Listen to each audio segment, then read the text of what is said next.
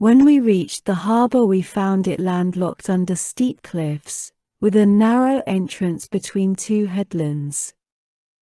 My captains took all their ships inside, and made them fast close to one another, for there was never so much as a breath of wind inside, but it was always dead calm. I kept my own ship outside, and moored it to a rock at the very end of the point. Then I climbed a high rock to reconnoiter, but could see no sign neither of man nor cattle, only some smoke rising from the ground. So I sent 2 of my company with an attendant to find out what sort of people the inhabitants were. The men, when they got on shore, followed a level road by which the people draw their firewood from the mountains into the town, till presently they met a young woman who had come outside to fetch water, and who was daughter to a Laestrygonian named Antiphates. She was going to the fountain Artatia from which the people bring in their water, and when my men had come close up to her, they asked her who the king of that country might be, and over what kind of people he ruled. So she directed them to her father's house, but when they got there they found his wife to be a giantess as huge as a mountain, and they were horrified at the sight of her. She at once called her husband Antiphates from the place of assembly, and forthwith he set about killing my men. He snatched up one of them, and began to make his dinner off him then and there, whereon the other 2 ran back to the ships as fast as ever they could. But Antiphates raised a hue and cry after them, and thousands of sturdy Laestrygonians sprang up from every quarter, ogres, not men. They threw vast rocks at us from the cliffs as though they had been mere stones, and I heard the horrid sound of the ships crunching up against one another, and the death cries of my men, as the Laestrygonians speared them like fishes and took them home to eat them.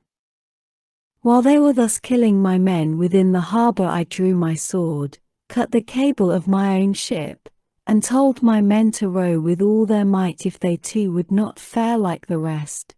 So they laid out for their lives, and we were thankful enough when we got into open water out of reach of the rocks they hurled at us.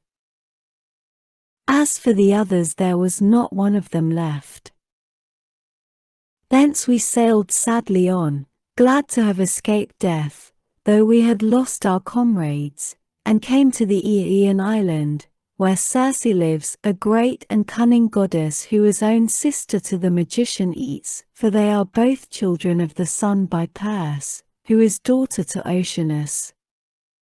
We brought our ship into a safe harbor without a word, for some god guided us thither, and having landed we lay there for 2 days and 2 nights, worn out in body and mind. When the morning of the 3rd day came, I took my spear and my sword, and went away from the ship to reconnoiter, and see if I could discover signs of human handiwork, or hear the sound of voices. Climbing to the top of a high lookout, I espied the smoke of Circe's house rising upwards amid a dense forest of trees, and when I saw this I doubted whether, having seen the smoke, I would not go on at once and find out more, but in the end I deemed it best to go back to the ship, give the men their dinners, and send some of them instead of going myself. When I had nearly got back to the ship, some god took pity upon my solitude, and sent a fine antlered stag right into the middle of my path.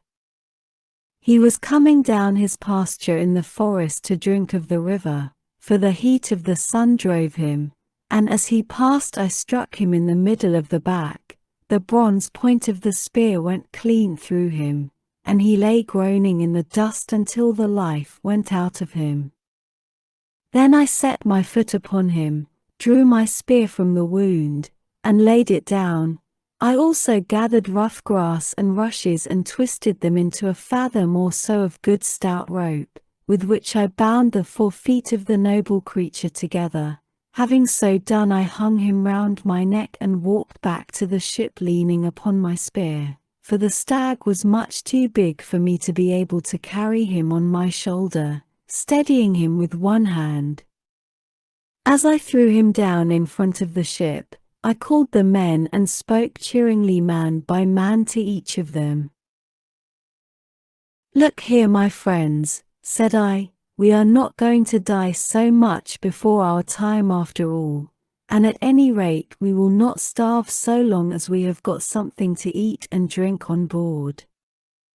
On this they uncovered their heads upon the seashore and admired the stag, for he was indeed a splendid fellow. Then, when they had feasted their eyes upon him sufficiently, they washed their hands and began to cook him for dinner.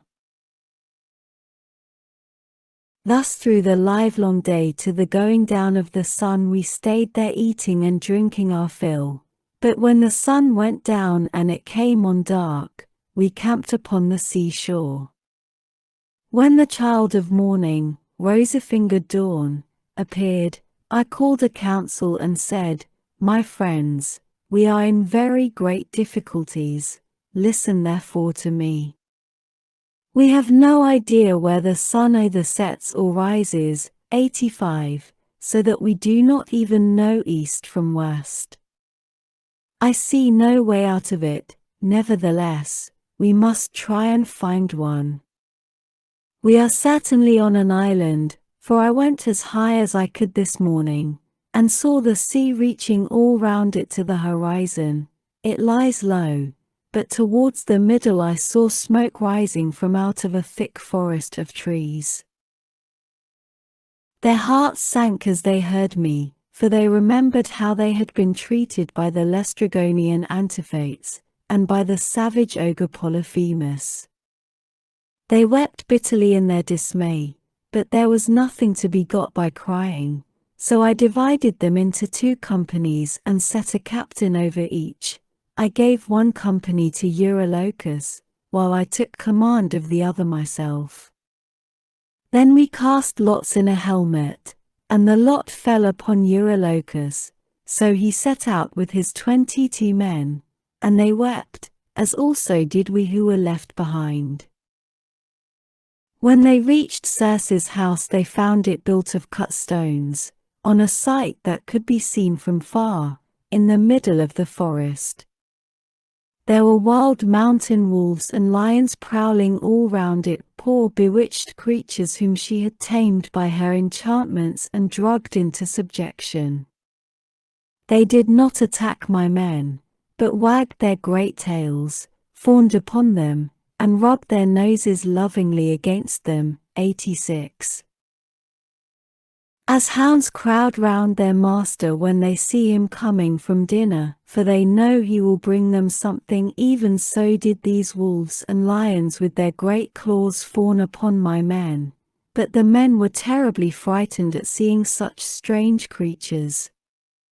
Presently they reached the gates of the goddess's house, and as they stood there they could hear Circe within, singing most beautifully as she worked at her loom, making a web so fine, so soft, and of such dazzling colors as no one but a goddess could weave.